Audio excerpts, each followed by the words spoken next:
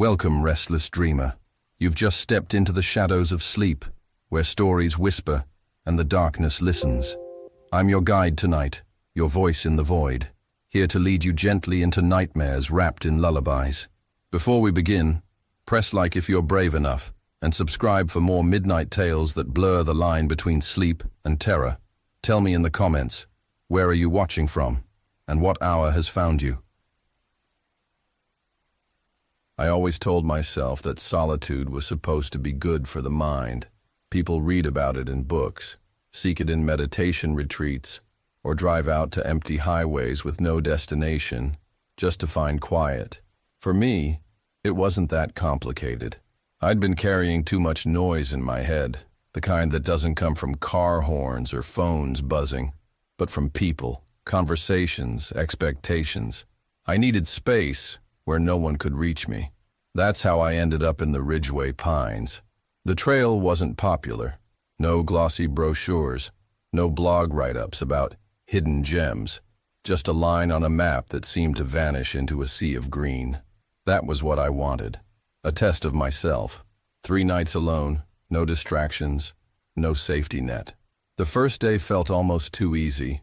I walked for hours with the rhythm of my boots crunching dirt and the creak of straps biting into my shoulders. By afternoon, I found a clearing by a shallow creek. The water trickled over smooth stones, glinting in the light like polished glass. I set my pack down and breathed deep. It felt untouched. I pitched the tent, gathered wood, and made a fire ring with a few larger rocks I dragged up from the creek bed. When the fire finally caught, I sat back with that primal satisfaction that comes from making warmth with your own hands. I boiled water, cooked noodles, and ate slowly as the forest dimmed into shades of gray. Everything felt normal until it didn't. It was sometime after midnight when I stirred awake. The fire had died down to embers, and my tent walls glowed faintly with moonlight. That's when I heard it, a soft rustling, not far from where I lay. I froze. At first, I convinced myself it was an animal, a raccoon maybe, or a deer moving through the brush. I lay there listening until silence returned. Finally, I sat up, reached for my headlamp, and unzipped the flap. Nothing moved outside, but when I leaned closer, my stomach tightened. On the front stake of my tent, something fluttered in the breeze. A strip of cloth, faded red, tied in a neat little knot. I stared at it, heart pounding. I hadn't put it there. My first thought was that I'd somehow overlooked it when setting up camp, but that didn't make sense. I would have noticed fabric dangling in front of the entrance. I tugged it loose, turned it over in my hand. The cloth was old, frayed at the edges, but knotted carefully as if someone had tied it with intention. A joke? A warning? The forest gave me no answer. I tried to shake it off, slipping back into the tent. I told myself maybe a hiker passed by earlier and left it, though why they would do that, I couldn't explain. Eventually, I drifted into a shallow, restless sleep. The next day passed in silence. I hiked farther up the ridge, explored a bit, and came back before sunset. I almost convinced myself the cloth had been some dumb coincidence.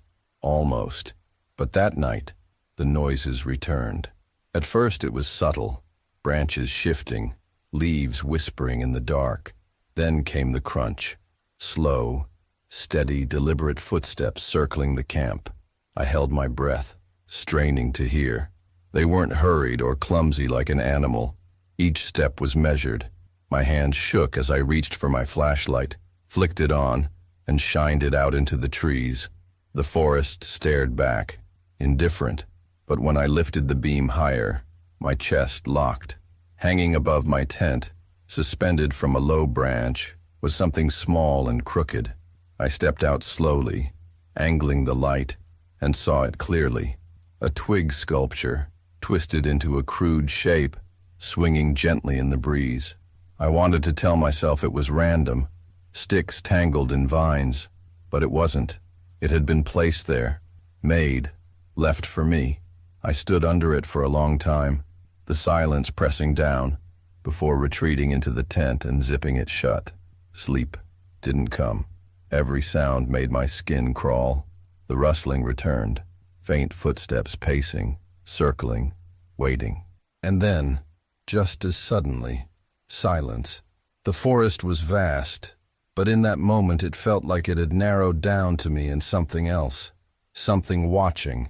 By dawn, my decision was made. I wasn't staying another night. But fear has a way of slowing you down, of making even simple tasks clumsy. Packing felt like dragging stones underwater. My hands shook as I stuffed gear into the bag. I kept looking over my shoulder, half expecting someone to be standing there. And then I saw it, etched faintly into the dirt just a few feet from my tent. A footprint. Not boot tread, not paw marks, just the outline of a bare human foot. That was when I knew I wasn't alone in the Ridgeway Pines. I kept staring at the footprint, my throat dry, my body refusing to move. It was faint, pressed into soft soil, but unmistakably human. Bare. Whoever left it had been close enough to touch my tent, close enough to hear me breathing through the night. The thought rooted me in place until the sun pushed higher. I told myself daylight meant safety. Nothing bad happens in daylight, right? But even as I packed up, every snapped twig behind me made me whip my head around. The woods felt wrong, too still, too watchful. I left the clearing behind and pushed farther down the ridge, half running with the weight of my pack jerking against my shoulders. By noon, I found another site, a narrow rise with a clear view of the surrounding trees. If anything came close, I'd see it. That was the logic anyway. I tried to keep myself busy, collected wood, boiled water, ate a meal I barely tasted. All the while, I felt it, that pressure of being observed, like eyes boring into me from places I couldn't pinpoint. When dusk came, the forest dimmed fast, and my nerves frayed with it. I couldn't keep still. I kept circling the camp, checking and rechecking, until finally I forced myself into the tent. I told myself it would be different this time. I'd stay calm. I'd sleep. But then I heard it. Not footsteps this time. A sound closer, softer. The scrape of fabric against fabric. My breath caught. The zipper. I didn't move. Didn't breathe. Inch by inch, the zipper slid downward. The noise was deliberate, methodical, like someone outside was testing how quiet they could be. I reached for my knife, fingers trembling. The gap widened. Cold night air spilled in. And then I saw it. A cord tied to the zipper pull, taut, leading out through the opening into the dark. Something tugged lightly on it. My body moved before my mind did. I slashed the cord in one panicked strike and yanked the zipper up, sealing myself in. My heart thundered so loudly it drowned out everything else. Whoever was outside, they were close enough to feel the movement through that cord. I couldn't stay. I tore through the tent stakes, ripping fabric, shoving it all into my pack in a chaotic mess. My hands wouldn't work right. I dropped gear, stumbled, nearly tripped over my own boots. I didn't care. I needed to move. The forest swallowed me in seconds. My headlamp beam shook wildly as I ran, trees whipping past, shadows leaping at me from every angle. The ground was uneven, roots grabbing at my feet. I fell once, tore my palm on rock, scrambled up and kept running. Behind me, I swore I heard it. Footsteps, matching my pace. Slow at first, then faster. I didn't dare look back. The trail bent and twisted, my lungs burning, legs screaming. The thought of stopping, just for a breath, felt like death itself. I pushed until the trees thinned and gravel crunched under my boots. The lot. My car sat where I'd left it, pale in the moonlight like some impossible salvation. I almost sobbed when I saw it.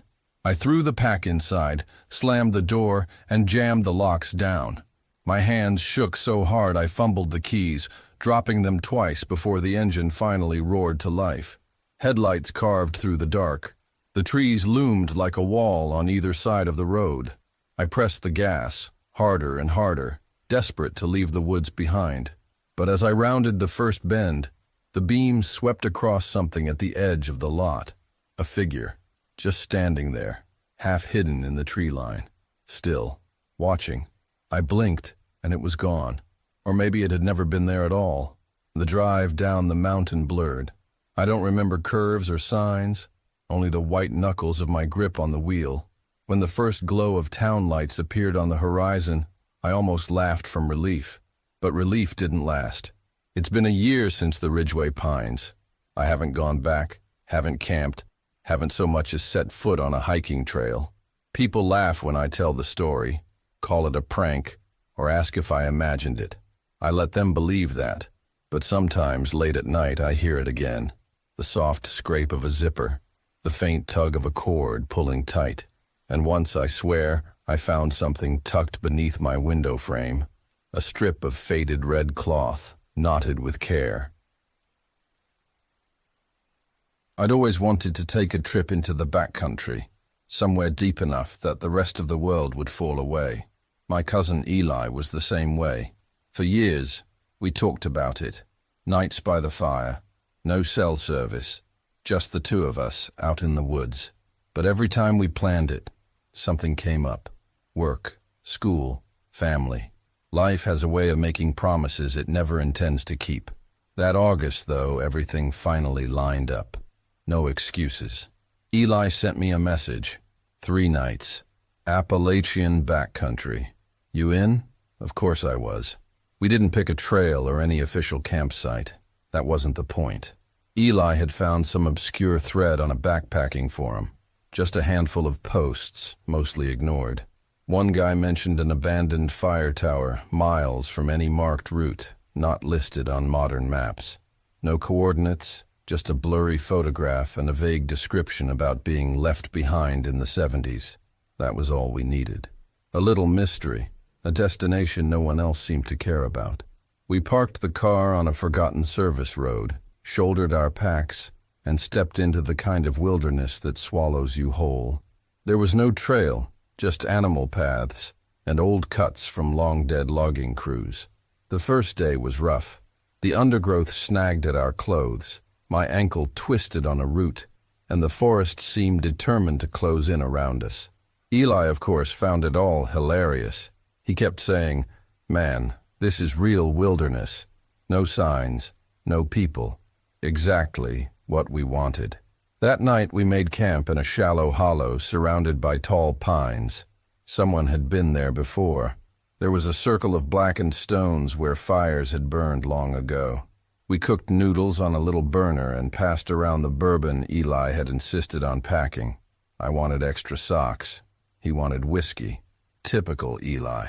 Coyotes started howling just as we zipped into our bags. They were distant at first, then closer, echoing off the hollow in a way that felt wrong. Eli leaned over in the dark and whispered, "Skinwalkers." I cursed at him, pulled the bag over my head, and tried to convince myself I wasn't listening anymore. The next morning, the woods felt heavier, like the air itself had thickened. We pressed on, following the vague direction of the fire tower. Around midday, we stumbled across the first thing that didn't belong. A truck cab, half buried in moss and soil. No wheels, no bed, just the rusted cab and part of a hood sticking up like a tombstone. It looked as though the forest had swallowed it. There wasn't a road in sight, nothing that explained how it had gotten there. I peered inside, and the smell hit me. Damp, moldy, with a faint trace of oil and something sweet underneath. A chain coiled on the floor like a snake. I don't know why, but I felt like I shouldn't touch anything. My chest tightened, and for a second I swear the air hummed. Eli noticed. He asked if I was okay, and I just nodded. We kept moving. By late afternoon, we found the remains of a shack in a clearing. 4 rotting walls leaning inward. The roof collapsed in the middle. It wasn't big enough for a house. Maybe a hunting blind. Maybe storage. Eli stood in the doorway, staring in without stepping inside. His face had gone pale. "What?" I asked. "Just don't like it," he muttered, backing away. We didn't stay to argue. That night, we camped beside a shallow stream. The water trickled, but the forest was otherwise silent. Too silent. Normally you hear the scratch of insects, the flutter of wings, the whisper of small animals. Here, there was nothing but water and the pop of our fire. I woke sometime after midnight to a sound outside the tent. Slow, heavy, footsteps, not skittering, not random, measured, deliberate. I held my breath, listening, every muscle locked tight. Another step, another. I whispered Eli's name. He stirred beside me. The sound stopped instantly, like whoever, or whatever, was out there had been waiting for us to notice. "Did you hear that?" I whispered. Eli blinked at me, confused. "Hear what?" I lay awake the rest of the night, staring at the nylon roof, afraid to move, afraid to breathe. By morning, the sound felt like a dream, except it wasn't. We climbed southeast, toward a bluff marked on Eli's outdated topo map. The climb was grueling, our packs heavy, our nerves frayed. At the base, Eli sat down to filter water. I wandered a little uphill to scout, and that's when I saw it. A footprint. At least it looked like one. 5 toes, long and thin, an arch that curved too high. The heel tapered into a sharp point, like something halfway between a human foot and something else. Not an animal, not a boot, and it was fresh. I called Eli over. He crouched, staring at it for a long time. "Could be fake," he said finally, but his voice didn't sound convinced. "Who'd fake this way out here?" I asked. Neither of us had an answer. At the ridge, we entered a clearing where a single wooden post stood tall in the middle. Spirals of twine wrapped around it. Bones and feathers dangled from the top. A carved wooden disc hung from a hook, etched with symbols I didn't recognize. Not letters, not numbers, just shapes that made my eyes ache to look at. I reached for it. Eli grabbed my wrist. "Don't." His grip was so tight it hurt. We didn't talk about it after that. We just walked until the sun went down. Our third camp was in a bowl-shaped dip surrounded by trees. The silence there was absolute. No insects, no birds, no rustling leaves, just the steady thump of my heartbeat. I mentioned it. Eli just nodded, his jaw tight. We lay in our bags without speaking, without sleeping. At 3 in the morning, a light appeared between the trees. It wasn't a flashlight. It didn't flicker or bounce. It glowed warm and yellow, like an old lantern swaying on a rope. It moved slowly through the trees, closer, then farther away. I nudged Eli. His eyes were wide, and then it vanished. No sound, no footsteps, just gone. We didn't sleep after that. We didn't even try. At dawn, we packed faster than ever before.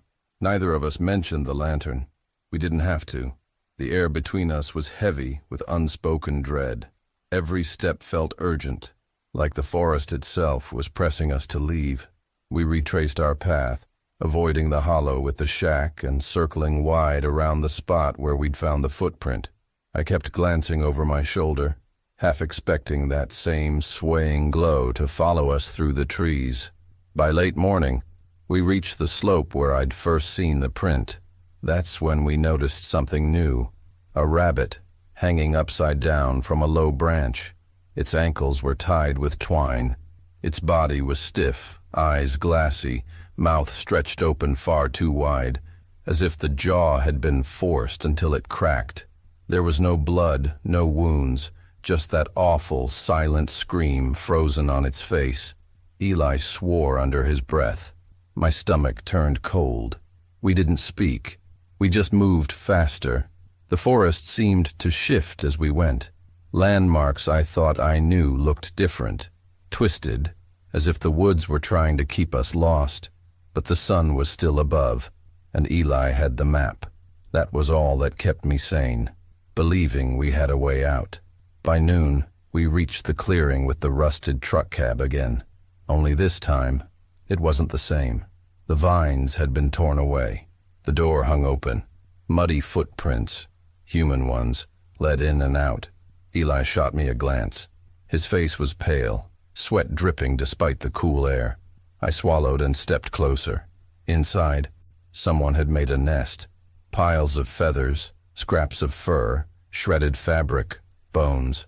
In the corner, a heap of meat lay rotting, dark, wet, crawling with flies. The stench was unbearable, sweet and rancid all at once, making my eyes water.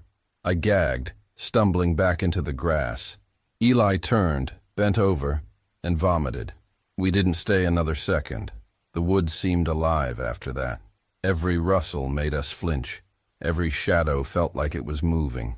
I couldn't shake the sense that we were being herded, not just watched, but pushed toward the edge like prey driven by unseen hunters.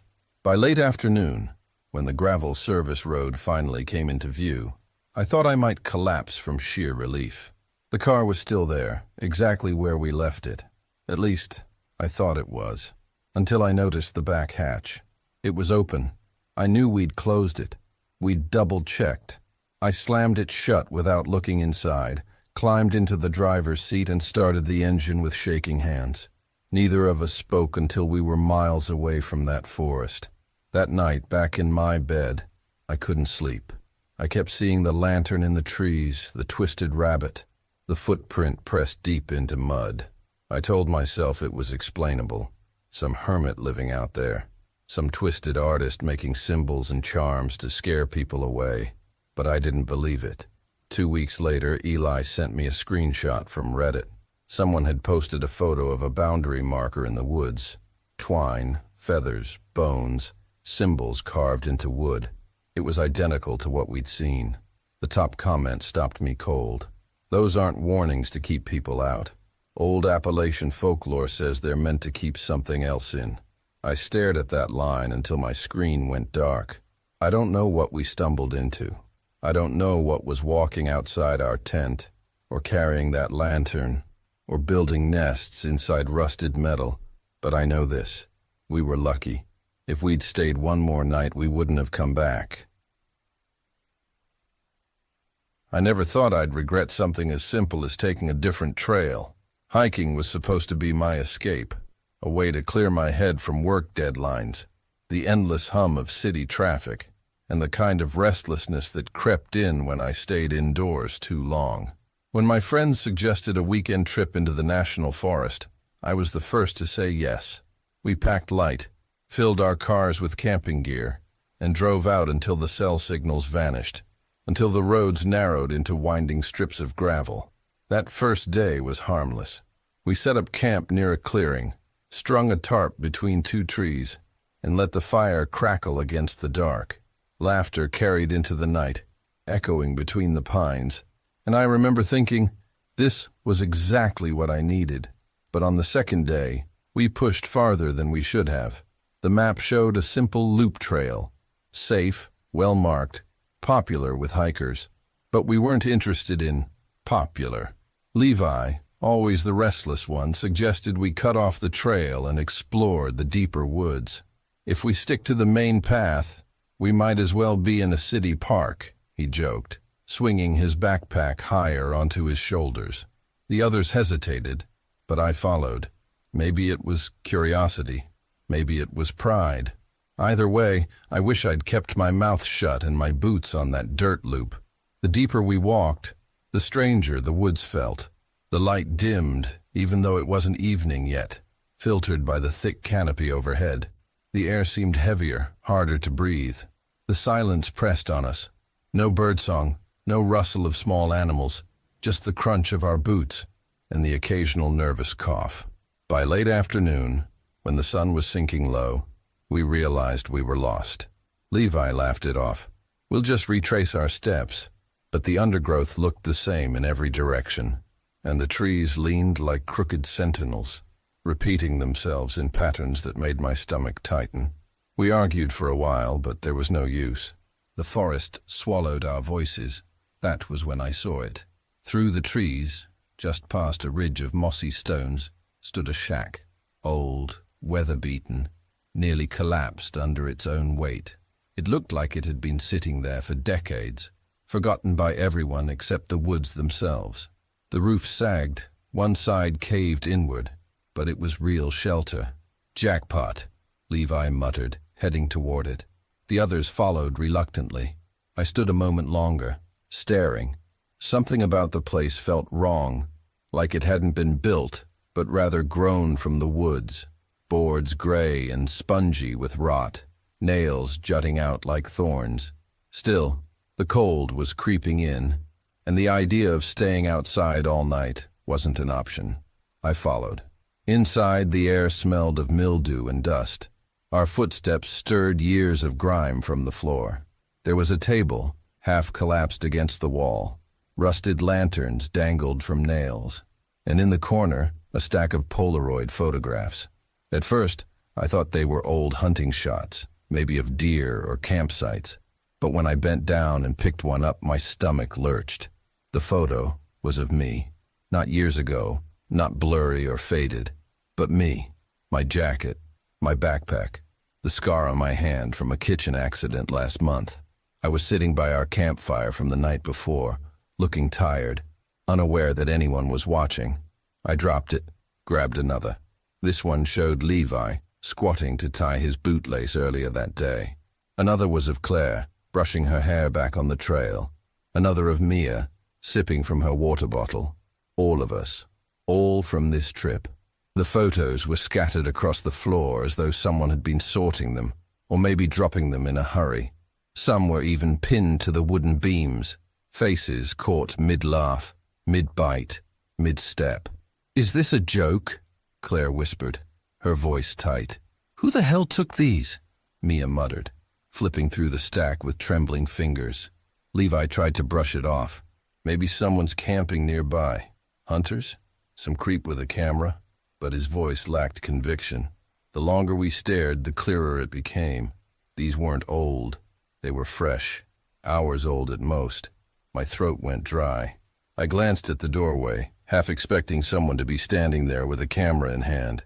Nothing but trees, nothing but shadows. We argued, each of us throwing out theories. A prank, a ranger station nearby, a forgotten squatter. None of it made sense. And then it happened. Click. The sound was faint, unmistakable. The shutter of a camera. Not from our hands, not from a memory, from somewhere in the dark corner of that shack. We froze. The air turned to ice. I swung my flashlight toward the noise, the beam catching on rotting wood. A broken chair. A pile of rags. Nothing else. Click. This time, behind us. Outside the door, Mia screamed. Levi bolted forward, shoving open the shack door, his flashlight slicing through the night. The beam caught nothing but trees. No movement. No sound. But I swear I saw it then. Just for a second. A figure. Not fully visible.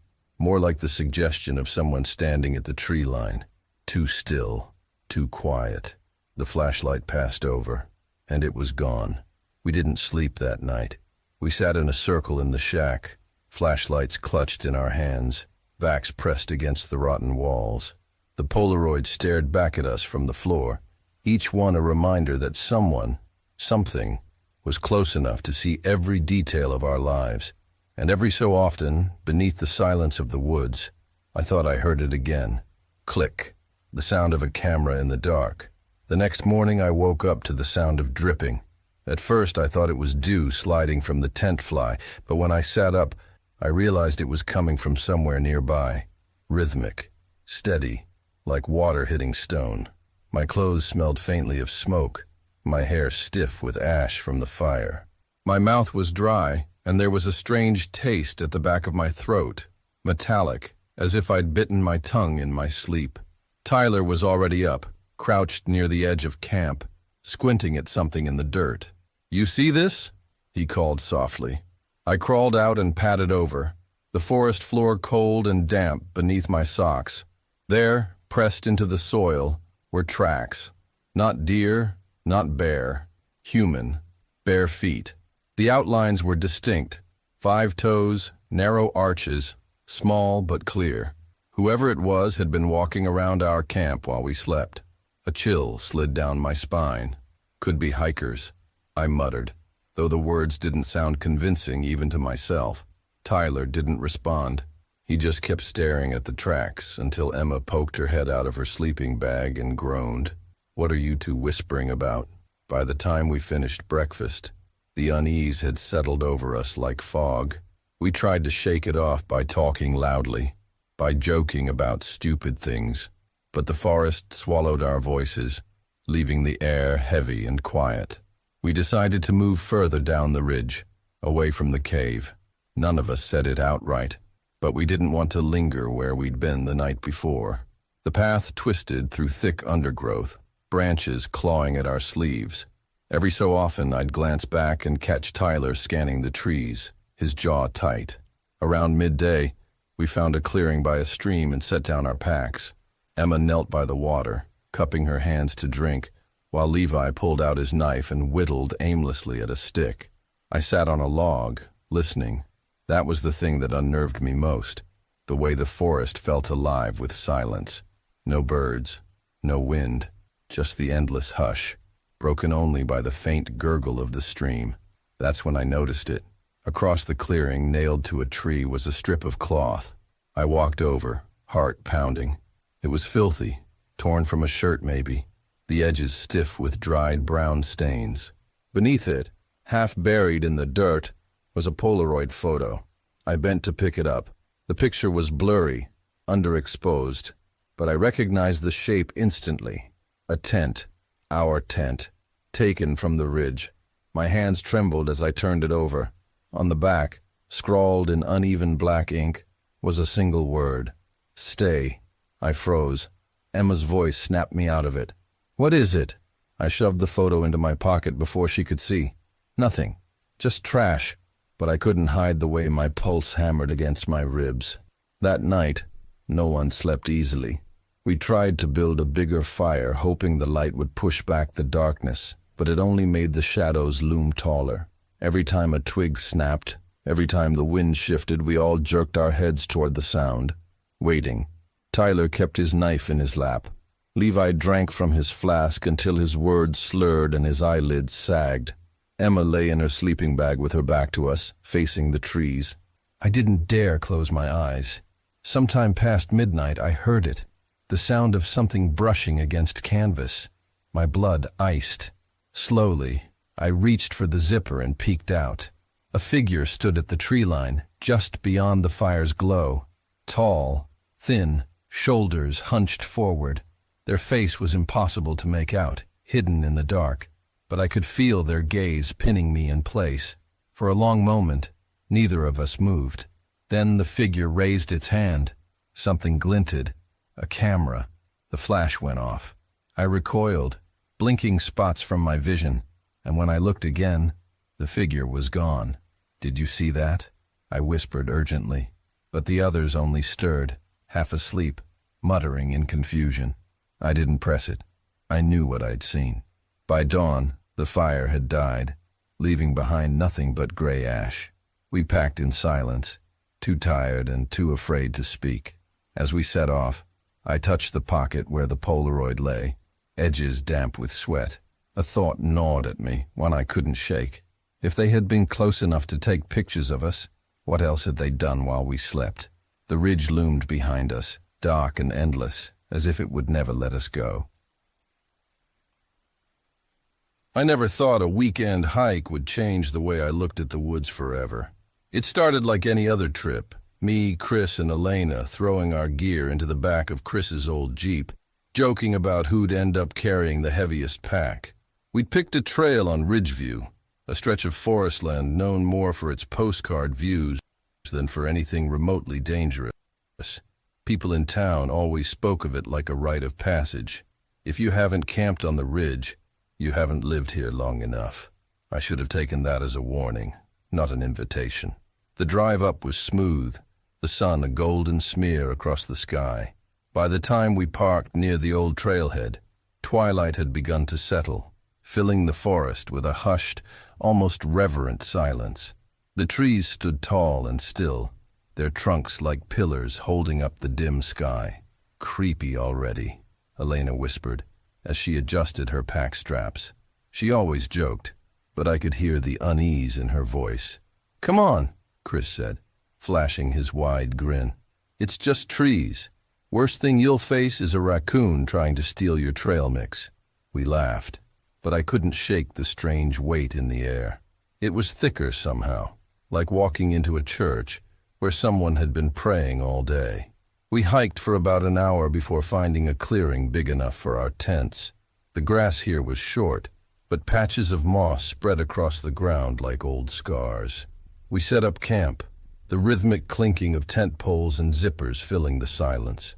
Soon a fire crackled in the pit Chris had dug, sending smoke spiraling up into the star-pricked sky. We roasted marshmallows, shared stories, and let the night fold over us. It felt like what camping was supposed to be, warm, comforting, the fire pushing back the darkness. But then, sometime after midnight, when the fire had burned low, and Elena had already zipped herself into her tent, I noticed something strange. My backpack wasn't where I'd left it. I had set it right by the log I'd been sitting on, but now it was a good 10 feet away, resting neatly against a tree. I frowned, thinking maybe I'd moved it without remembering.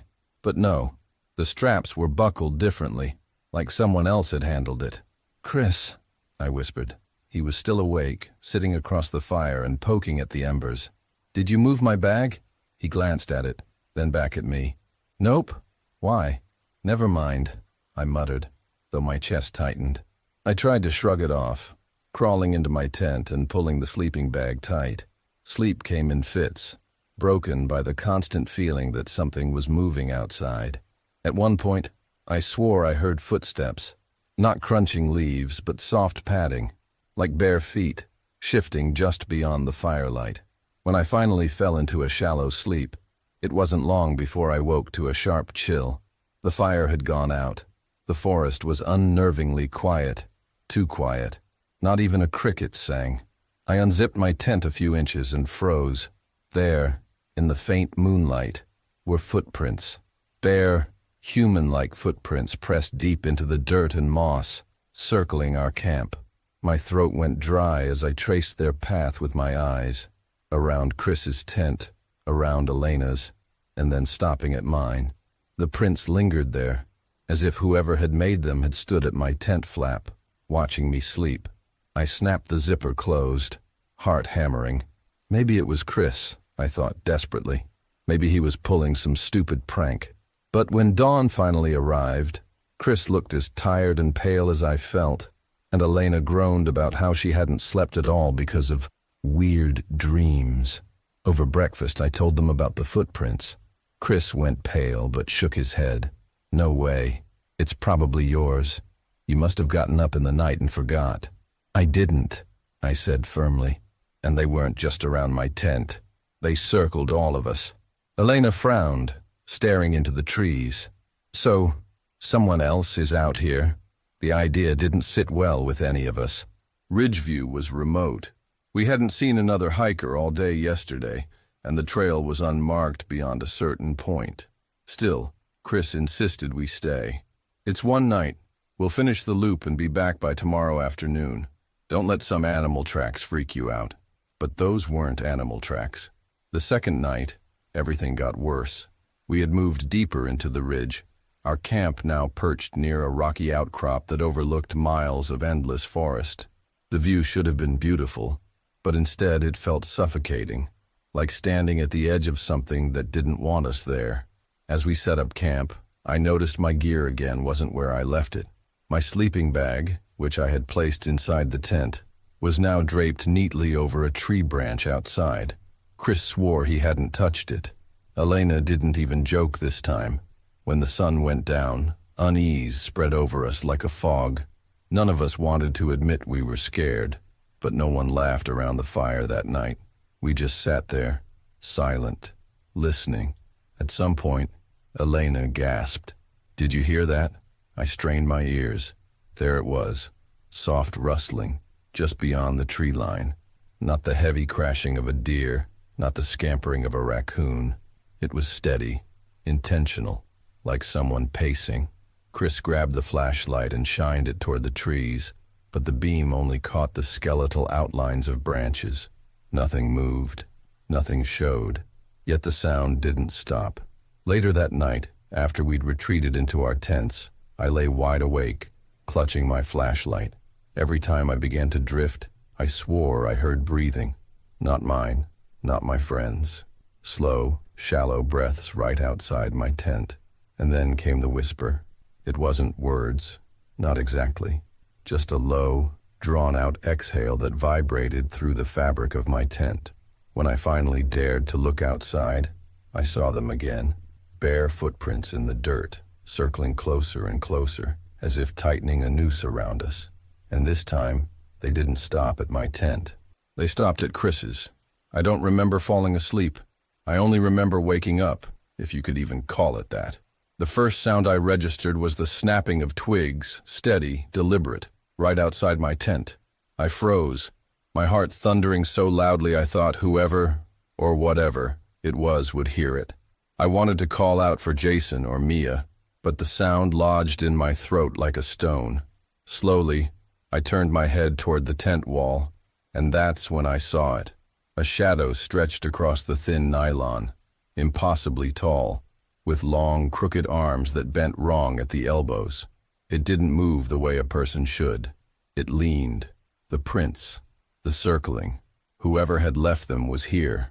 I wanted to believe it was one of my friends sneaking around, playing a cruel joke, but no one was that tall, and no one's arms bent like that. My trembling hand reached for the flashlight by my sleeping bag, but the zipper of the tent began to move on its own before I touched it. A slow peel, tooth by tooth, like someone savoring the sound. My breath stilled. I clutched the flashlight tight, and at the last second I bolted upright and shined it full force at the opening. Nothing. The zipper was half open, but the night outside was still. The forest lay silent, suffocating. Even the crickets had gone quiet. Jason, my voice cracked. Mia, no answer. Gathering what little courage I had left, I crawled out of the tent. My flashlight beam cut through the dark, and that's when I noticed something that churned my stomach. The tents of Jason and Mia were both gone. Not just collapsed, not dragged, gone, as if they had never been pitched there in the first place. "Guys!" I yelled, spinning in circles. The beam caught nothing but trees and fog.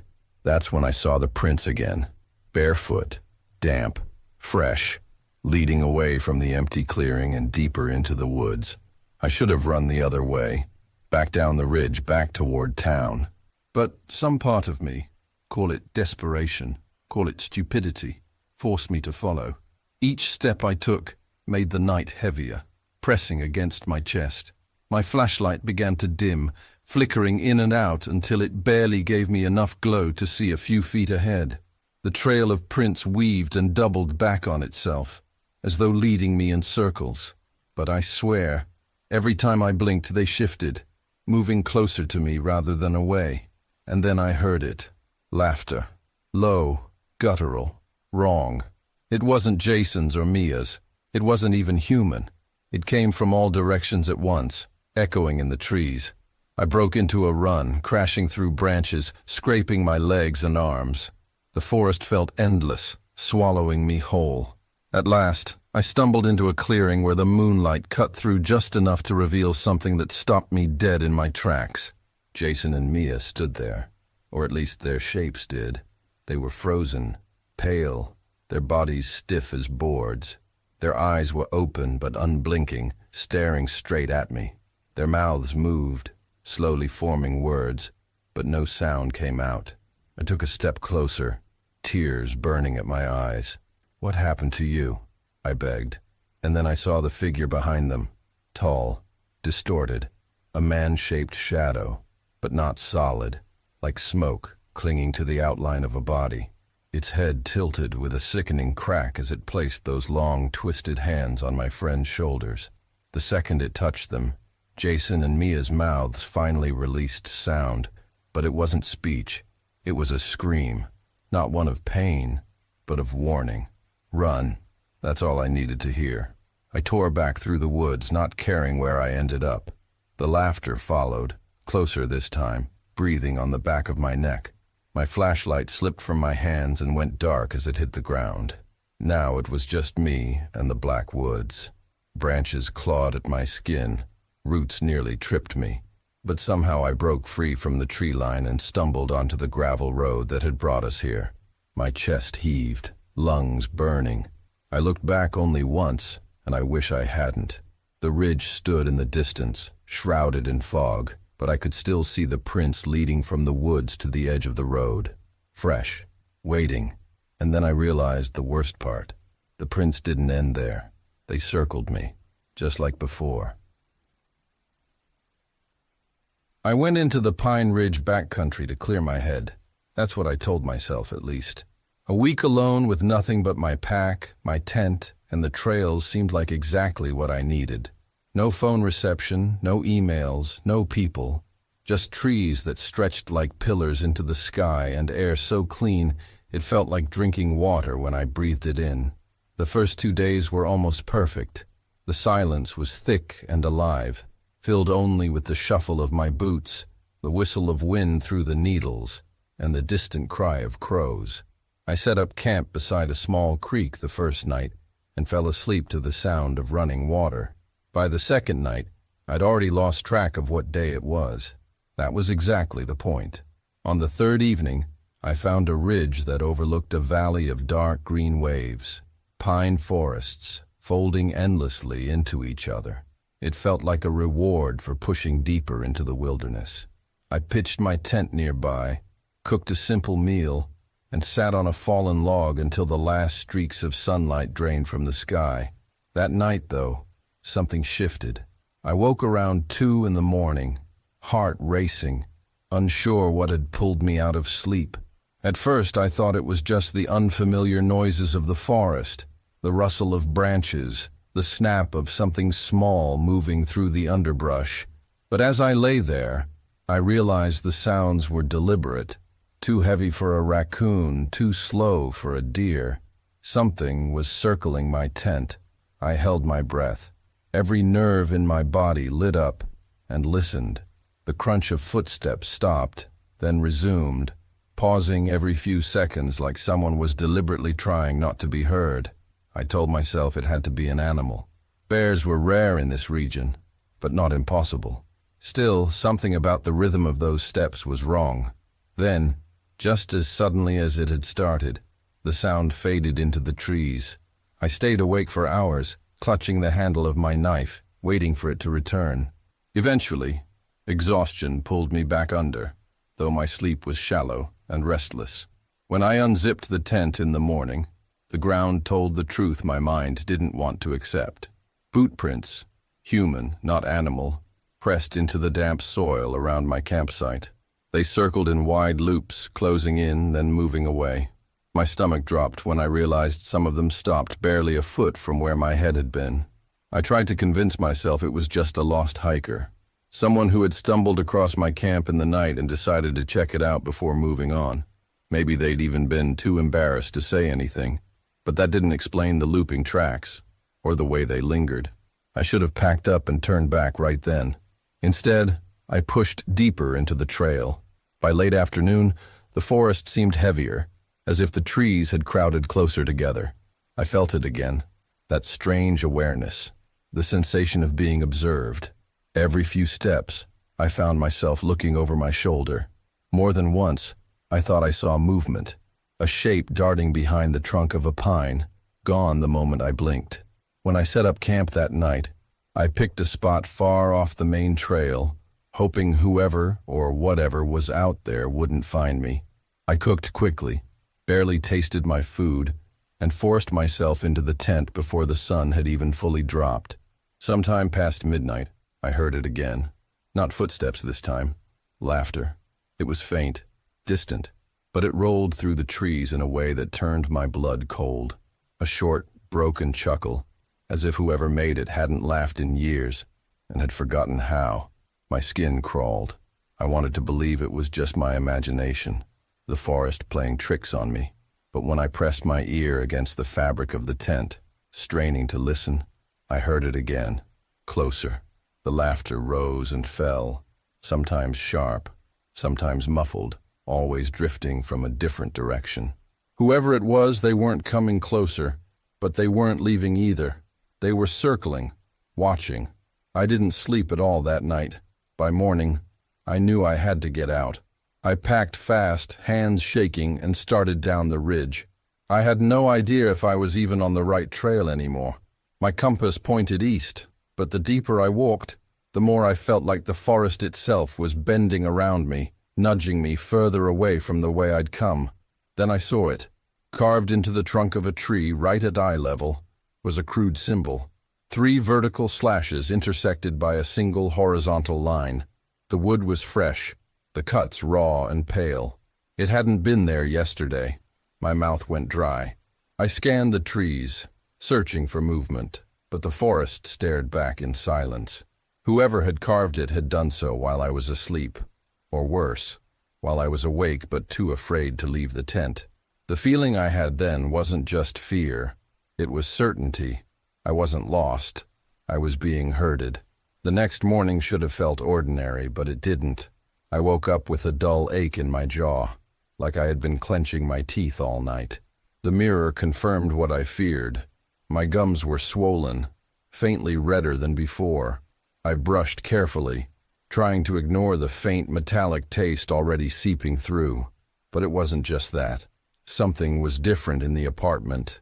The framed photographs on my wall, ones I had taken myself on hikes and trips, looked wrong, angled differently, slightly crooked, and one of them, the photo of a pine forest I'd taken years ago, had a smear across it like someone had dragged a finger through the glass. I lived alone. That's when I heard it, the faint creak of weight settling on the floorboards in the hallway. I froze, toothbrush still in hand, foam dripping into the sink. I waited, listening. Nothing followed, but the sound had been too clear to dismiss. I swallowed hard, finished rinsing, and forced myself to step out into the hall. The floorboards were still. The air was still, yet a pressure lingered, like someone had just moved out of sight.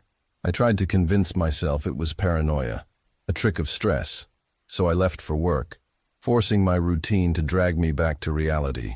But halfway through the day, the ache in my gums became unbearable. I excused myself, went to the restroom, and inspected them again in the mirror. This time I saw it clearly. A faint line, like stitching, traced along the inside of my lower gums. It wasn't an injury. It looked deliberate, like something had been sewn shut inside me. I stumbled back from the mirror, bile rising. My coworkers gave me strange looks when I left early, muttering about a headache. Back at my apartment, I collapsed on the couch. My jaw throbbed like a heartbeat, and then I felt it, a vibration, not in my head, not from outside, from inside my mouth. It was faint, like a whisper against bone, a murmur I couldn't quite understand. I grabbed my phone, desperate to distract myself, but the screen flickered. For a moment, it wasn't my wallpaper staring back at me. It was that dark forest from the dream, the exact same forest. My hands trembled so hard I dropped the phone. Night fell, though I never remembered closing the curtains. They seemed drawn shut on their own. I sat in the dim light of the TV, pretending I could hold on to something normal. But as the hours passed, my reflection in the black screen between commercials betrayed me. It wasn't me. The figure staring back had my face, but the eyes were hollow, sockets dark and endless. Its mouth sagged unnaturally, the gums torn open, revealing not teeth, but a writhing shadow underneath. I blinked. The reflection returned to normal. My heart was pounding so loud it echoed in my ears. That was the breaking point. I couldn't stay here anymore. I threw on a jacket, grabbed my keys, and bolted for the door. But the door wouldn't open. The knob turned. The lock clicked, but it resisted like someone on the other side was holding it shut. I pounded, yanked, screamed. Finally, it burst open, and the hallway wasn't my hallway anymore. It stretched impossibly far, lined with doors that didn't exist in my building. Each one numbered, each one identical, each one humming faintly like the vibration in my gums. I staggered back, slamming the door shut again. When I opened it, the hallway was back to normal, but the humming hadn't stopped. It grew louder, inside my skull, inside my jaw. I didn't sleep. I couldn't. Every time I closed my eyes, I was back in that pine forest, standing in front of something vast, black, and stitched together. I woke up with blood on my pillow, gums torn, though I didn't remember biting. The voice in the vibrations grew clearer, a single word, repeating endlessly, open. It wanted out. By the time the sun rose, I knew I couldn't fight it anymore. My reflection smirked when I looked at it, though I hadn't moved my lips.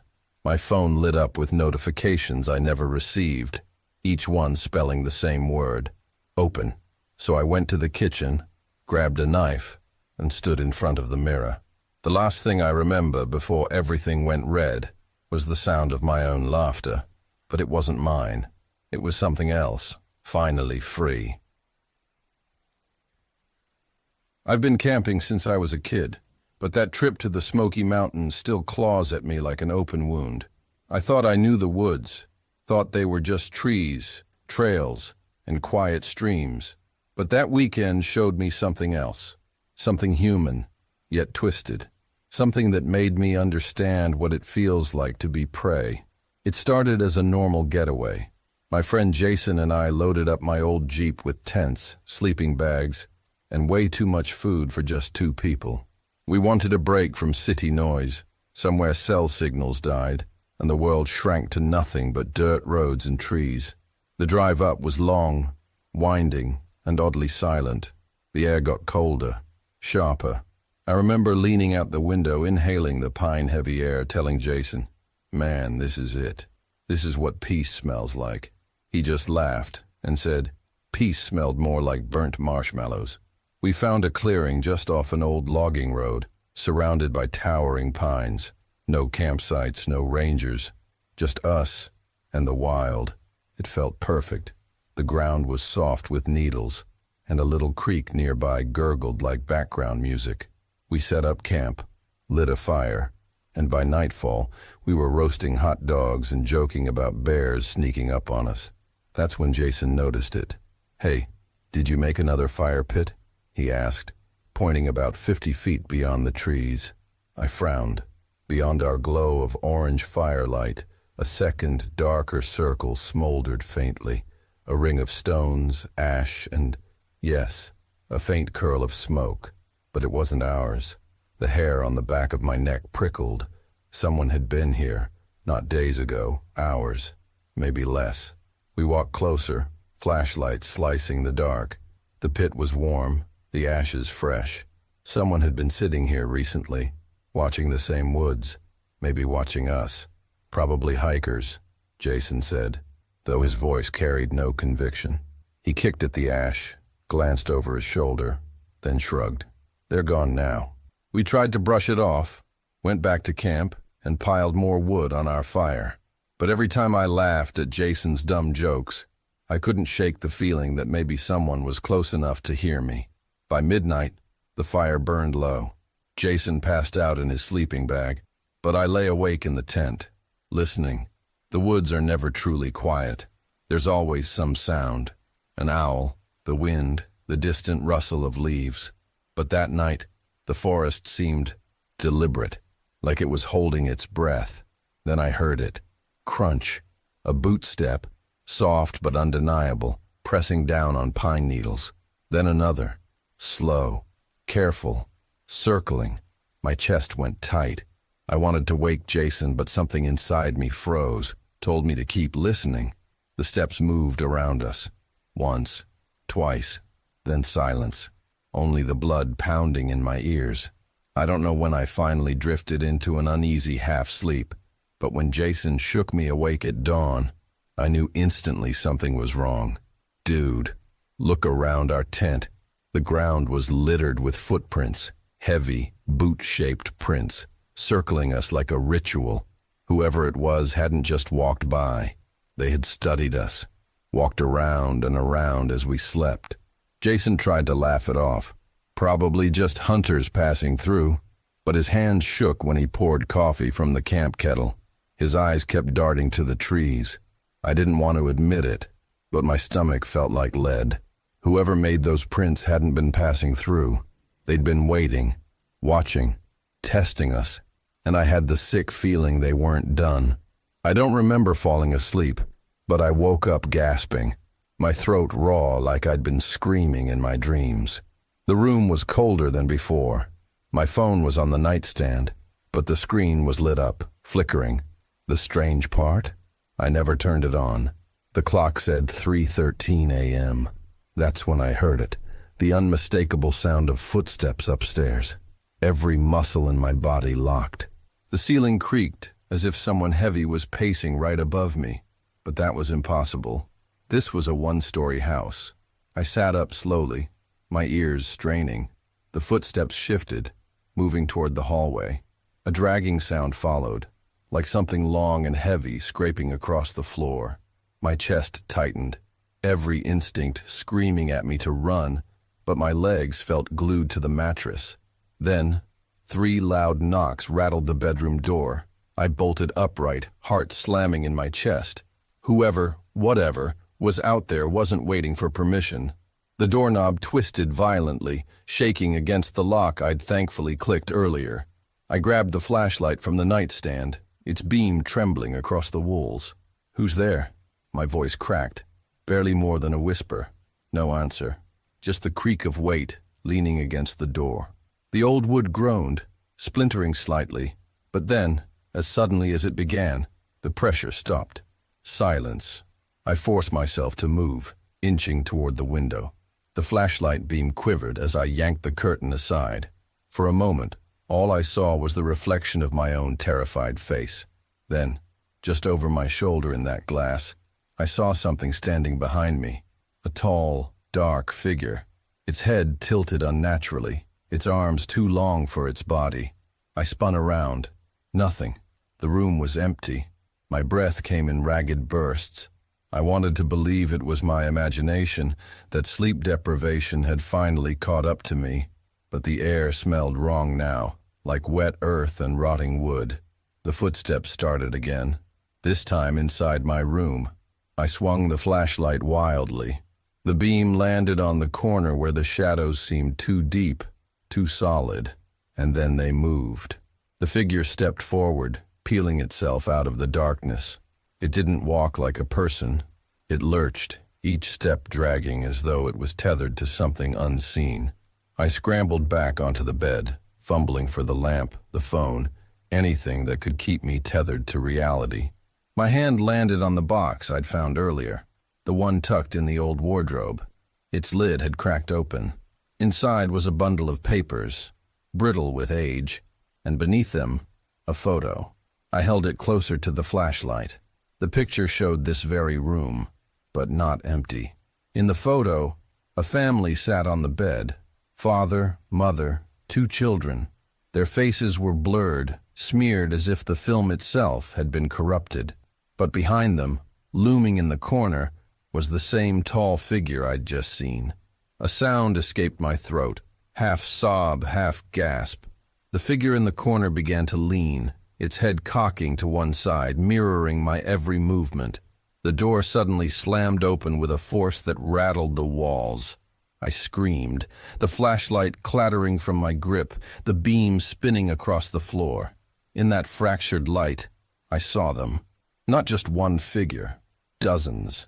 Pale hands reaching from the doorway, their fingers curling, desperate, grasping.